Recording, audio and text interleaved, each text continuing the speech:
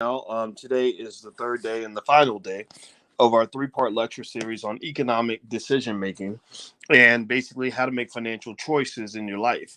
And as you come in, I'm going to give you guys time to take a look and take in what I put on the screen. You're probably wondering why there's an image of Tupac Shakur on the screen. Tupac was one of the greatest rappers of all time. And I thought that Tupac would be a great way and an interesting and very relatable sort of way to sort of, get to the final crux of this whole conversation. I remember when we were talking before, I was breaking down all the different factors that play a big part in your economic decision making.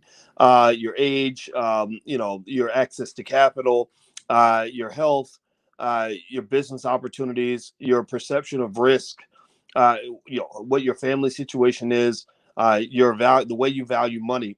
Well, all these things. By the way, in case you didn't take everything in, I know that I've introduced you guys to a lot of concepts that you've probably never seen before. And if you want to go through all that again, all you have to do is log in at blackwealthdecisions.com, and the recording will be there.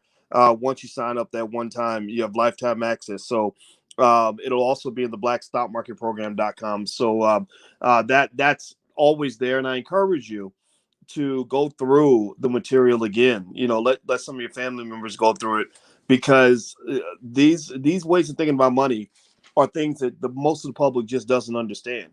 And a lot of people talk about money, and it's interesting how even though we talk a lot about money, we don't really understand the very broad implications of money. And I probably, I guess, understand a little bit more just because, I mean, when I got my PhD in finance, all I did was think about all the different ways that money affects our lives. So I'm starting the conversation with Tupac today because Tupac is a guy who died over money. Let's just start right there. Let's just make it plain. Let's lay it out there. If it wasn't for chasing the money and the fame, Tupac would not be dead. Also, if you remember the whole East Coast West Coast beef that got Tupac killed, that was because Double XL, I think, or maybe it was another magazine, the Source. I can't remember all the magazines at the time, but they were all trying to make money by basically sort of playing up this beef between Tupac and his friend Biggie. And at the end of the day, you had two guys who are very, very, very young, still in their mid 20s, who are both dead. And the question you have to ask yourself is, was it worth it? No, it's only Tupac can answer that. But what I will say though is that in Tupac's life, you see in those pictures that I have on the screen, that he's celebrating money. He's celebrating, he's got the champagne in one hand or the mimosa or whatever he's drinking, and he's got money in the other hand. The other one, he's got money in his hands, and he's giving the world the finger. And also, there was that image of I remember when he was in a Dr. Dre video called California Love. Anybody remember that, where they were sitting on the set of the video? Anybody remember that? Give me a yes or no if you remember that, where he and Dre were just standing around waiting, I guess, to shoot the video, and he's like flipping all this money, counting all this money, and everybody sort of thought that was so cool that he was counting all this money. And the thing about it though is, does anybody remember that? I don't know if anybody remembers that or not. Maybe I'm the only one here who was a big Tupac fan back in the day, or maybe some of y'all aren't old enough to remember that. But the point of the matter, and those of you who are inside the lecture can see the picture. Those of you who are just listening outside can't see the picture. And I'm actually going to shut down the feed in a second. If you want to come into the actual class, you can go to blackwealthdecisions.com. But I want to have this open conversation first before we dig deeper into the concepts and do our deep dive. But the thing was that Tupac, was a guy that I remember him saying one time. He said something like how he enjoyed paying rent when the rent's due. And one of the things that made me think about, and I don't know if he said this or not, but it made me think about how money changes everything. It even changes people's morality, right? You have some people who say, "Oh, you stole a can of beans, you're a bad person," but then you have somebody else who says, "Well, I stole those beans because I had to feed my family." And or you'll have somebody that says, the only reason I was hustling in the street is because I needed to provide for my single mother or for my siblings or whatever, right? And so money ends up changing so many dynamics in our families, which is yet another reminder why having various levels of financial literacy is really important, because money becomes almost like a type of food, a food for your soul in certain ways. because when you don't have enough money, it's very stressful. It'll keep you up at night. It'll ruin your health. It'll cause you to make bad choices. And so, given that this whole weekend we've been covering all the different aspects of economic decision making, everything from risk perception to risk tolerance to your time limitation to all sorts of other factors, it's probably important to kind of understand that money is super important. And the fact that something is that important for you, that it literally can shift every choice, almost every other choice you make every day for your entire life, why wouldn't that be a perfect argument to explain why financial literacy is essential for your survival? And so when I think about Tupac's life, I think about the fact that when I was, I'm the exact same age as Tupac. I think we were born in the same month, literally the same month, same year, everything. And I was the same age as him. He put out an album called Strictly for My Niggas. I bought that album because I said, oh, he's right. He made that album for me. I know that's crazy. I shouldn't call myself the N word, but whatever. We're not judging right now. I think we should stop doing that, by the way. But that's what I did. And I remember envying his life. He got a chance to be next to Dr. Dre and Snoop Dogg and Suge Knight and Death Row Records, and it was all about the money. If you take the money out of the equation, then none of that really matters. Maybe the fame and the clout matter a little bit, but it was really the money and the fame, which comes with all the other things that men want, the women and everything else. And so Tupac's financial decision making, which is what we've been talking about this whole weekend, was largely driven by this idea that he was ignoring all the risks. It seemed to me that he might not have been as able to clearly see all the risks of the lifestyle that he was choosing, all the stresses of the lifestyle that he's choosing, all the consequences of that life that he was going into, because the money is so shiny that it blinds you to the realities of what you see. So one area where I've changed over time is that I learned, and I think this is something a lot of us kind of understand, and we should understand. I'm gonna make it real clear: is that not all money is good money. I would never want to be a rapper. Rappers die every 2 weeks. Every 2 to 3 weeks, there's a rapper that gets killed, or a rapper that goes to prison, or there's a 40, 50-year-old rapper who died from living a hard life over the last 20 or 30 years. Hip hop is a terrible, hazardous, horrible profession to be in. You're rapping about gangsters and killers all day, so gangsters and killers come to your shows and they want to test your gangster, and that's one of the things, unfortunately, that I think caused Tupac to die young. So I start there not to depress you, but to kind of help you understand that as you go through life and you go into business and you do all the things you want to do, don't assume that you should make a decision to be next to someone just because they have lots of money. There are millionaires out here that will get you into all kinds of crazy situations that you can't even imagine. Bernie Madoff was one of the most highly sought after people in Wall Street for a very long time. Everybody wanted to be friends with Bernie Madoff. So again, you're in the vicinity of Bernie Madoff, this multi-billionaire, and he at that point, what happens is you become his puppet, because he knows that if he offers you, say, $1 million, you're going to do whatever he tells you to do, right? It wouldn't even have to be anything nasty or crazy. I mean, there are people that would do nasty, crazy things for money, but it may just be something as simple as, hey, why don't you quit your job and come work with me, right? And what happens is that, when you talk about that level of economic decision making, I've seen the magnitude of the money cause people to make the decision very blindly, like, oh, this must be a good opportunity because he's a billionaire and because he's giving me $100,000 a year more than I was making on my other job. And I get that. I completely understand that. But I think about, when I think about how to make economic decisions and how to make sure that I value the importance of money in the process, but don't let money overwhelm the process. I think about guys like Tupac. I think about the fact um, that what happens is that we have to always remember the importance of money. I talk about the importance of money all the time, but you can't go too far with that. You have to realize that the most valuable things you have in your life are not financial. Like, your money's not more valuable than your health. It's not more valuable than your peace of mind. It's not more valuable than your life.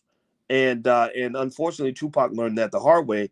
And right behind him, there's been 100 other rappers who have met their demise because they were so eager to go toward the money and toward the fame. So when you talk about economic decision making, I want you to get in the habit of kind of looking around and watching how money causes people to just do things, right? Like it starts with every morning when you wake up, you don't get to actually pursue the things that make you happy. You got to do what your boss tells you. If your boss says be there at 9 o'clock, you got to be there at 9 o'clock. Look at how many millions of black people can't even live their own lives because they sold their life to another person, or at least a piece of it, in exchange for money. And it's not usually a lot of money. It's usually an amount of money that, if they had a parent that did something like, for example, the $5 a day investing program that we teach in the Black Business School, they wouldn't have to do that for money because they'd have enough money to pay their bills. So you're not talking about people sacrificing their life for millions of dollars. You're talking about people sacrificing their life just for survival. And that gets to the point where we were talking about yesterday, where I was explaining to you that a lot of times when you're playing strugglenomics, when you're playing the game at the very bottom, it's very difficult for you to have the big dreams and the long term plan because you're so muddled down, you're so occupied with the little stuff. The little is just making sure the kids get fed that day, making sure you can raise three kids all by yourself, or making sure you can pay the rent that month. And so that creates kind of this situation where everything's a scramble, everything's a hustle. Like, everything's about just trying to make it, just trying to maintain, right? And I get that, right? We've all gone through that, where you talk to somebody, say, so how you doing, man? I don't know, man, just maintaining, right? Well, that's not really the way your life's supposed to be, and that's definitely not what your children's lives are supposed to be like, because in order for them to really reach their economic potential, you've got to get past the point where you're just trying to maintain or just trying to survive. So part of being able to maintain and being able to survive comes down to at least a couple of key areas. One, economic education at an early age, so that you know all the different ways to make money, so you don't think you have to go and become a gangster rapper to make money, or a basketball player, or a thug, right? You can also become an accountant, you can also become a business owner, you can also become an investor, you can also become all these other things that are out there that can help you make money. And then secondly, because I can tell you this. Sorry, let me go. The second thing is prepare an endowment for your child. So you do your $5 a day investing plan. A copy of the plan is at theallblackagenda.com. If you go to theallblackagenda.com, I have a little ebook I put together on the $5 a day investing plan that will literally show you how to have as much money as a rich person in less than a generation if you simply invest on a consistent basis. Don't listen to anybody out here who's acting like it's impossible to build wealth. That's just stupid. That doesn't even make any sense. But I can tell you this too. This is the last piece I'll make on this. You guys know I always talk about these things from a lens of blackness. That's all I care about. Um, I can't tell you how beneficial it has been for me as a black man to as a black man, as a husband, as a father, to have an expertise in making money. For me to be able to see money the way I see it, because I spent those years training myself and learning about it, that was the best move I could have ever made. Because I'm able, what it does is it gives you the ability to just see money everywhere, right? And that's important because, I forgot. I think that a friend of mine was telling me about a relationship that that he had with a woman, and they could make enough money. And I know what it was. I know what it was. We were talking about what was it? Before the civil rights movement, 1950s, 1960s, and how a lot of black women were really pissed off because they had to go to work, and because their husbands couldn't provide financially enough for them to stay home. So it caused a lot of other problems in the marriage, a lot of emasculation, a lot of attacks, going in both directions, a lot of frustration, a lot of stress, and a lot of it also because the woman's mad because she's got to go to work and take care of the house, and the husband's mad because he's doing his best, but he can only go as far as that white man allows him to go. And I said to her, I said, a black man is supposed to be tall. He's not supposed to. A tall person doesn't fit under a low ceiling, under a low glass ceiling, and that's how you feel when you go into corporate America as a black man. You feel like a tall person who's trying to fit under a very low, very short ceiling. So you have to squat in order to just even get what you can get. And a lot of that is driven by the fact that you don't have a lot of other moves. Like no one really spent time to sort of show you all the different ways that you can go out here and make money.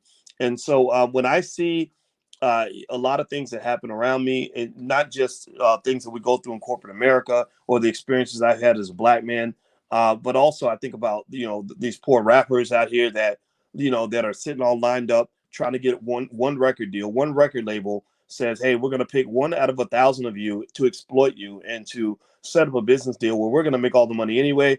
But you're living the dream, like you're hoping that this dream is going to come true for you, but you don't even realize that that's not really a dream. That's actually going to become a nightmare.